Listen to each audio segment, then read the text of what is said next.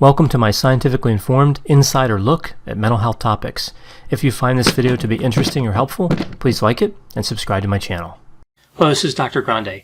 Today's question asks, what are the signs that someone is repulsed by you? So, a while back I released a video called The 5 Signs Someone is Attracted to You.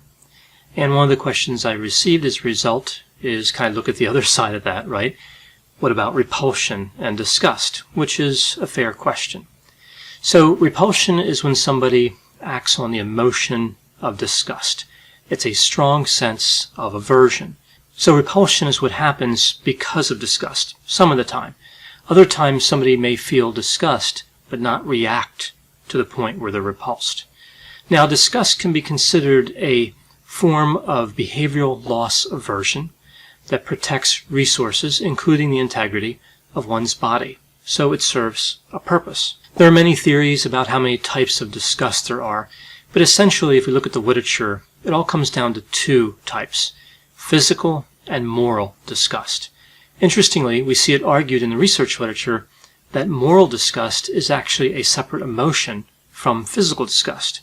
Sometimes moral disgust can be referred to as contempt. Now, contempt is distinct from physical disgust in a few different ways. It's felt exclusively toward human beings.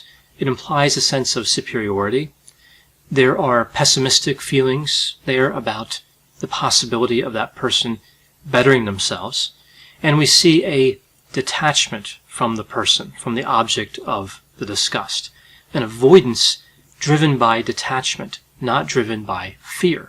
Disgust is different. It can be directed at a number of possible targets. It implies contamination sensitivity, a fear of contamination, and avoidance driven by fear. So I'm going to answer this question about how can you tell if somebody's repulsed by you by looking at the 10 signs that somebody is repulsed by you. Throughout this video, for the sake of clarity, I'm going to use a person A, person B scenario. So person A is the person who is thought of by person B as being disgusting or repulsive. So person B is repulsed by person A. Technically speaking, person A is the repellent, right? That's what we call somebody who's repulsive when we talk about it from a scientific point of view. It doesn't sound great, but it's the technical term. They are a repellent. Just to create a little more clarity, I'm making person A male and person B female. And this is simply so I can make a distinction using the pronouns he and she and him and her instead of referring to everybody as they, which becomes confusing when trying to illustrate the points I'm going to illustrate in these 10 signs. Now before I go into the signs, I'm going to cover a few factors that it's important to keep in mind when evaluating signs like this. The first factor would be baseline behaviors. Some people look like they are repulsed by everybody. They tend to be disgusted by everybody. So they're going to manifest what appears to be the signs of repulsion. Whenever evaluating somebody else's behavior, you have to know what they're like normally. If somebody always screams and runs away when somebody else approaches them, if they do that to you, it might not be related to anything specific about you. The second factor is sensitivity. Some people are very aware of what people are doing around them. So they're going to perceive a lot of nonverbal communication that may not signify anything. And they may distort both nonverbal and verbal communication. So if person A tends to believe that other people feel negatively toward him, when he encounters person B, he'll think the same thing of her. Having this tendency is associated with low self-esteem, depression, anxiety, high neuroticism, vulnerable narcissism, and the construct of the highly sensitive person, which is not a mental disorder, it's just a set of traits that are studied in the research literature. And we also see a number of other mood states and personality traits associated with this tendency. The third factor to keep in mind is the difference between repulsion and someone just being uninterested. If person B finds person A unattractive, that's not the same thing as being disgusted by person A. Sometimes the signs of a lack of attraction are similar to the signs of disgust, contempt, and repulsion.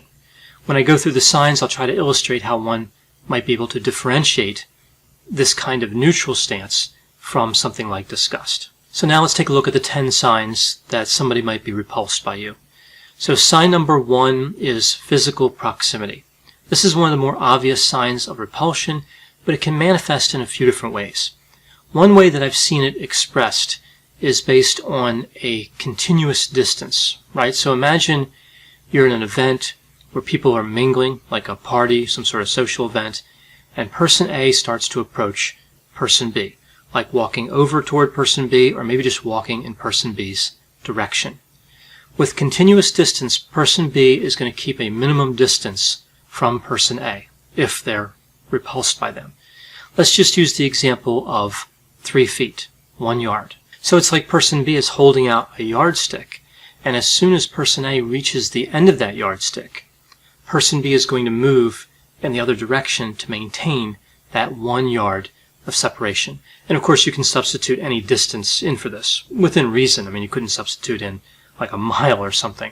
But I've seen people that have limits that are more like 4 or 5 feet or even 10 feet. Again, if the person is really repulsing them, right? If they're really disgusted by that person, they might maintain a lot of distance. Next physical proximity example is based on compression. So with continuous distance, that 1 yard again is always maintained. With compression, instead of holding a yardstick, it's like person A is holding a spring that's 3 feet long. So as person A gets closer than that 3 feet, that spring starts to compress. The way we see it manifest is like tension, just like we would see a spring physically compress. We would see the tension as it builds potential energy. Well, person B compresses as she looks to release the energy, right? She's looking to reestablish that distance of 3 feet or create even more distance. So as person A is talking to person B, as that tension builds for person B, she eventually walks off in the other direction, unnerved. So sign number 2 is a failure to engage. So at this sign, somebody simply doesn't engage in a meaningful interaction with another person. So if person A and person B are in a social situation, person B is not even going to make eye contact or initiate any type of conversation. If person A walks up to person B and says something casual like, "How are you?" or some other small talk, person B looks away or says something dismissive. This one makes person B look a bit condescending and arrogant. This one is also fairly obvious and can tend to get a bit awkward. It's not the best way to handle that feeling of disgust. I saw a situation like this where person B, so to speak, looked at her watch as person A was talking to her, and person A became upset and asked her if she was ignoring him. And she pretended like she didn't see him even when he was standing there the whole time. And then she kind of stopped looking at her watch and said, "Oh, I didn't see you standing there," when it was fairly obvious that she did. Later I found out that it wasn't necessarily narcissism in this particular case, maybe a little, but person B was really disgusted and repulsed by person A and just wanted to get away from him. So sign number 3 is rapid, unnecessary disengagement. So what do I mean by this? So let's assume that person A and person B both work in a setting like an office. And person A approaches person B, maybe in a hallway or in one of those offices, and starts talking. So person B is looking around, trying to establish eye contact with another coworker. So in a nonverbal way, kind of saying, "Help me get out of this conversation." She may be looking at her phone, wishing it would beep or ring or whatever it does, looking for some way to get away from person A without having to be direct, without really facing what's going on. Here we can see that tension I was referring to in that first sign, like the tension is really building. If no organic way to escape presents itself, she might just walk away without saying anything, or she might try to present an excuse that's clearly fabricated. There are some other ways to initiate an unnecessary disengagement. Person B may inquire as to what activities person A needs to attend to. So she may say, "Do you have some place to be right now?" Or, "Aren't you late for a meeting?" Kind of trying to push him along a bit. If the conversation started out with a request to ask a question, but then got off course, like if person A said, "Hey, I have a question for you," but then they started talking about something else, person B might say, "You said you had a question?" Kind of rushing things along, again, just like that other example. Now, I think that some of this, of course, could just mean that somebody's busy. Again, not all these definitely mean that somebody's repulsed. They're just indicators that may mean that in some instances. A good example of behavior that gets misinterpreted a lot would be if person B appears bored. That could just indicate that she is not attracted, or she's neutral in terms of attraction. That doesn't necessarily mean that there's contempt. Number 4 is lying about availability, right? So this one's based on deception. So perhaps person A says, will you be around after lunch? I want to talk to you about something. And person B says, no, I have an appointment after lunch, when really there is no appointment. So person B will always be occupied when person A is inquiring. It is actually an effective way of maintaining distance, but again, deception isn't always the best way to handle these types of feelings.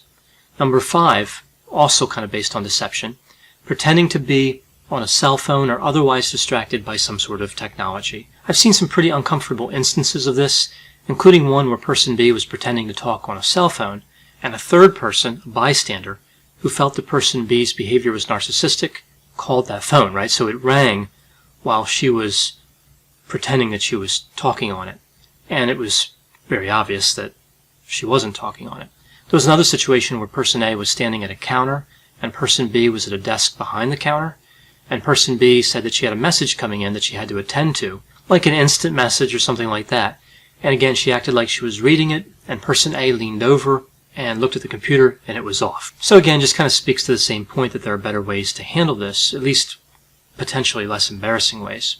Number 6, we see here never sharing personal information, even the basic things that most anybody could figure out or is already known by everybody. So this is an actual discussion that I've heard, right? So person A and person B here. Person A says, so do you have children? Person B says, well, it's hard to say. Person A says, so you're not sure if you have children? And person B says, well, there's no way to be certain about these things, right? And during this conversation, there was a picture on person B's desk of her children. So either person B is being deceptive or she's really skeptical. She couldn't even be convinced that her own kids existed, right?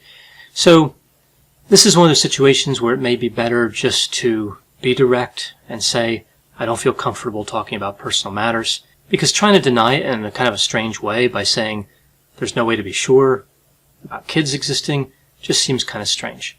So number 7 here has to do with facial expressions. And interestingly, with disgust, there are 2 perceptually distinct facial expressions. A closed expression, this is where somebody has a scrunched nose and closed mouth, and an open expression. This is where somebody has a scrunched nose, but their mouth is open and they have a protruding tongue. If somebody's making that facial expression when you walk up to them, that's a pretty good sign that they are repulsed. Moving to sign number 8, this sign has to do with a situation where person A is perceived by person B as having done something morally wrong. If person B is sensitive to physically disgusting stimuli, like spoiled food, rodents, insects, or pathogen-bearing substances, it's likely she would also be more sensitive to moral transgressions.